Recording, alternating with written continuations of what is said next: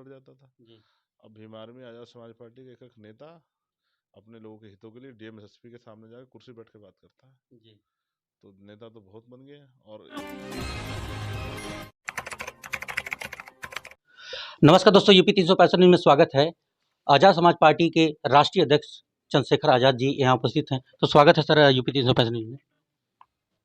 जितने दिन होते उतने ही दिन काम करते हो, जी, यूपी 365 दिन लगातार जो है छुट्टी नहीं रखते हो। संडे को भी निकलते हैं अच्छा, और काम करते हैं लगातार। कोई तो है जो संडे के दिन में निकल के काम कर रहा है। जी। चलो धन्यवाद। सर एक मेरा क्वेश्चन है कि इंडिया गठबंधन जो हुआ है इसमें कितनी सीटें मिली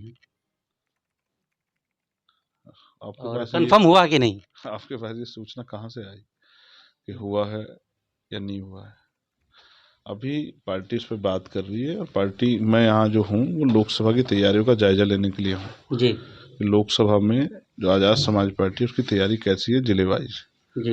ये बड़ा चुनाव है उसी की, और फिर यहाँ के बाद समीक्षा होंगी, वेस्ट की भी समीक्षा हो रही है। फिर उसके बाद पार्टी की स्टेट लीडरशिप जो रिपोर्ट भेजेगी उसके आधार पर हम किन किन सीटों पर लड़ेंगे उसकी तैयारी जो है वो होगी। और बहुत सारे स्टेट में भी आज़ाद समाज पार्टी संगठन है, मध्य प्रदेश में भी, राजस्थान में, बिहार में भी, छत्तीसगढ़ में भी, जी। झारखंड में भी, दिल्ली में भी, हरियाणा में भी, उत्तराखंड में भी। तो ये पार्टी के फैसले हैं, ये नीतिगत फैसले हैं। अभी इस पर बहुत कुछ काम नहीं हुआ, अभी तो रिपोर्ट्स इकट्ठा हो रही है। जी। सुनने में ये आ रहा है कि नगीना से जो है तैयारियां बन रही है आपकी। हाँ, मैं तो पिछले 1.5 साल से पार्टी के आदेश अनुसार वहाँ तैयारी कर रहा हूँ। जी।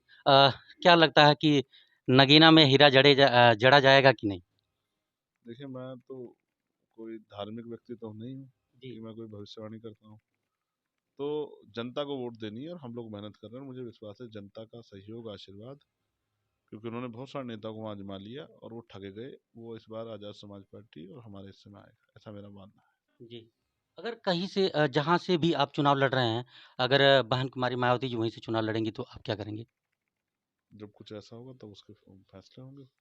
जो भी फैसले होंगे वो समाज हित में और पार्टी हित में होंगे। जी। तो अगर ऐसा भविष्य में होता है तो जैसे आप अगर मुझसे कहते हैं कि भाई जहाँ से आप लड़ोगे वहाँ मोदी जी आके लड़ने लगे तो क्या होगा, तो ये भी एक विषय है। अब जी। आपने ये जो सवाल किया कि बहन जी क्यों लड़ेगी वहाँ, तो इसका मतलब आपके मन में कोई शक है इस बात का कि जहाँ मैं लड़ूंगा वहाँ बहन जी आके लड़ सकती है? मैं नहीं समझता कि बहन जी बहुत समझदार नेता है। उनका और वो कोई निर्णय लेंगे तो बहुत सोच समझ के लेंगे। अच्छा। बड़ी हैं, उनके जन्मदिन की बधाई। जी। कुदरत उनको लंबी उम्र दे, दीर्घायु रखे। उन्होंने बहुत सेवा की है, उनका बहुत बड़ा योगदान है इस आंदोलन में। और वो दीर्घायु हों और उनका आशीर्वाद हमें मिलता रहे। और आगे हम लोग इस आंदोलन को, जो उनके अधूरे सपने रह गए हैं अभी जो पूरे नहीं हुए, उसको पूरा करने के लिए भी काम करें। देखिए, आज समाज में निडरता की जरूरत है। सीबीआई, ईडी, इनकम टैक्स, झूठे मुकदमे, जेलों का डर छोड़ के निडरता के साथ समाज हित का ध्यान रखते हुए कदम उठाने की जरूरत है। जी। सर। अगर भारतीय जनता पार्टी सत्ता का संरक्षण या सत्ता के दमन के आधार पर लोग डराने का काम करेगी तो आज़ाद समाज पार्टी के लोग डरेंगे नहीं। जी। अ, मेरा जो एक निकल के आया है जो बताते हैं लोग कि इंडिया गठबंधन में बहन कुमारी मायावती जी ने मना कर दिया है कि नहीं लड़ेंगे। लेकिन ये लग रहा है कि दलितों का वोट जो है ज़्यादातर जो है बहन जी के पास है और आपके पास है। उसके बाद जो है इस पार्टी का वर्चस्व बढ़ गया है जो इंडिया गठबंधन में, जिसे आज़ाद समाज पार्टी का। देखिए, मैं कहता फिर समाज समझदार है, समाज बेवकूफ़ नहीं है। समाज की आंखें उसको दिखता है, वो आज के हालातों को भी देख रहा है। जिस तरह से भारतीय जनता पार्टी लगातार संविधान की, लोकतंत्र की हत्या कर रही है, पूरे सरकार सिस्टम को खत्म करने में तुली है। गरीबों, कमजोरों, महिलाओं, किसानों, नौजवानों, मुसलमान, जैन, सिख, बौद्ध, ईसाई, जो धार्मिक रूप से सबके अधिकारों का हनन कर रही है, धार्मिक और सामाजिक आज़ादी खत्म कर रही है। समाज समझदार है, वो बहुत सोच समझ के फैसले लेगा कि इस बार उनको क्या फैसले लेने हैं। जी। एक और क्वेश्चन है कि जो राम मंदिर बनने से दलितों का क्या मतलब उद्धार होगा या दलितों के क्या फ़ायदा होगा? देखिए, ये मैं समझता हूँ कि डॉक्टर बाबा साहब अम्बेडकर ने कहा कि आपकी मुक्ति के रास्ते वो शिक्षा के जरिए खुलेंगे। जी। तो राम मंदिर एक धार्मिक विषय है। जी। राम मंदिर में सिर्फ दलित ही थोड़ा ही जा रहे हैं, पिछड़े वर्ग के लोग भी जा रहे हैं। आप ये बताओ, राम मंदिर स्वर्ण को क्या वो होगा, जी। विकास होगा, बताओ। एक और जैसे मैं क्या राजस्थान। पूछ रहा हूँ, जी। राम मंदिर से स्वर्णों को क्या फायदा होगा? ये धार्मिक विषय है। कोई पत्थर को भगवान मानता है, कोई अपने माँ बाप को भगवान नहीं मानता जिनसे पैदा हुआ है। जी। ये आस्था का विषय है। और मैं मीडिया को भी ये कहूँगा कि आस्था के विषय पे वो ज़्यादा परेशान ना हो, और ये व्यक्तिगत मत है, इस पर विशेषाधिकार संविधान ने दिए, कोई किसी धर्म को माने या करे, वो उनकी अपनी वो है। दलित तो बहुत दिनों से जो है उन्होंने तो सबको भजते हुए उनकी ज़िंदगी में तो बहुत कुछ परिवर्तन हुआ नहीं, तो उनके बाद जब राजनीतिक ताकत होगी तभी उनके जीवन में कुछ परिवर्तन होगा। जी। या राजस्थान के जो दलित हैं, जो पासी समाज के हैं, उन लोगों ने चंदा दिया और उसके बाद जो वो चंदा जो है वापस कर दिया गया। तो आप हमेशा जो है दलितों को इतना मतलब कि एक्टिव रखते हैं और बरताते रहते हैं, लेकिन फिर भी ये लोग जो है चंदा दिए और चंदा वापस कर दिया गया ये कह के कि जो है ये भगवान का भोग लगेगा, तो ये जो है मतलब कि स्वीकार नहीं होगा। अपवित्र हो जाएगा। अभी भी हाँ जी। यही इसी छुआछूत ऊंच नीच भेदभाव के खिलाफ हमारा आंदोलन है जी।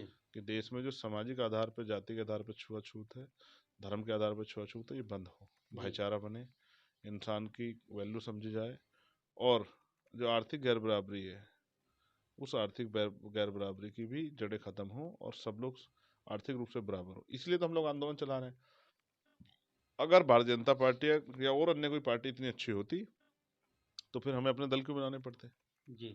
तो उन्होंने इन समस्याओं को दूर नहीं किया, और ये हमारे लिए बहुत बड़ा विषय है कि हम कर्म से कितने भी अच्छे हो जाएं, लेकिन जाति के आधार पर हमें अपमानित करने पे कभी भी जो है सत्ता संरक्षित लोग नहीं चूकते हैं। इसलिए इस ऊंच नीच का खात्मा करने के लिए आज़ाद समाज पार्टी काम कर रही है, समाज को तैयार कर रही है। जिस दिन बहुजन समाज तैयार हो जाएगा उस दिन आज़ाद समाज पार्टी इस ऊंच नीच की भावना, जाति का जो जाति विहीन समाज बनाने के डॉक्टर बाबा साहब अम्बेडकर संकल्प, उसको पूरा करेगी। जी।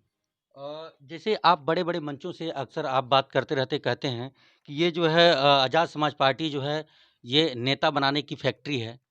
कितने नेता बन चुके हैं? आप देखो नीचे उतर के आपको पता लग जाएगा, हर जिले में 5-7 नेता तो हैं जी। जो गरीब के बेटे हैं और जिनकी पहचान इतनी है कि वो डीएम एसएसपी से फ़ोन पे बात कर लेते हैं। जी। पहले कोई एसएचओ से बात नहीं कर पाता था, सिपाही से बात नहीं, सिपाही आ गया डंडा लेके तो पूरा गांव डर जाता था। जी। अब भीमार में आज़ाद समाज पार्टी का एक नेता अपने लोगों के हितों के लिए डीएम एसएसपी के सामने जाकर कुर्सी बैठ के बात करता है। जी। तो नेता तो बहुत बन गए हैं, और इन नेताओं को अब ताकत देनी है कि इनकी कलम में इतनी ताकत आ जाए कि डीएम एसएसपी को जो काम बताए वो करने लग जाए, तो सब ठीक हो जाएगा। जी। एक और छोटा-सा क्वेश्चन है कि सर जैसे देखा जाए कि जब बड़ी रैलियों से अब उतने आते हैं, तो जो लड़के हैं आते हैं तो वो क्या करते हैं कि ₹50 का तेल डाल के और आपके रैलियों में शामिल होते हैं और उसके बाद जो है शाम को उसी ₹50 का हिसाब भी करते हैं। ये बातें जो है आपको मतलब कि इतनी नॉर्मल बातें जो है बड़े-बड़े मंचों से आप बोलते हैं, उसके बाद जो आपको कैसे ये पता होता है?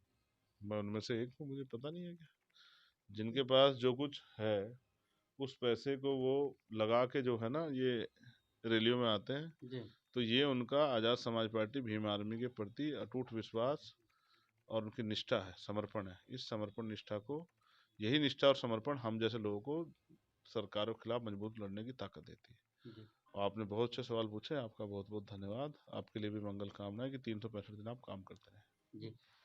वीडियो में बने रहिएगा, प्रयास करेंगे दिखाने के लिए। कैमरामैन सौरभ जी के साथ श्रीकांत सिंगड़िया। जय हिंद।